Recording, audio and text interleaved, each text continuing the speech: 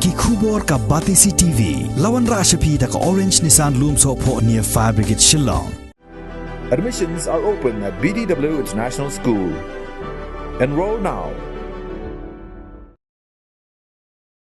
Ki arngut ki Menteri Rangba kata Menteri Rangba ke Jela Meghalaya Konrad Kongel Sangma baru Menteri Rangba ke Assam Himanta Biswa Sarma kila yok banyak kenduk ha ke arpotrik ubenang kila lingkot arajara arpuar ya Menteri ketenat ki kampok yang ke Sorkar India Amit Shah ban ya keren penbej halor ke jinya penbej put hapedeng ke Jela Meghalaya bat ke Jela Assam.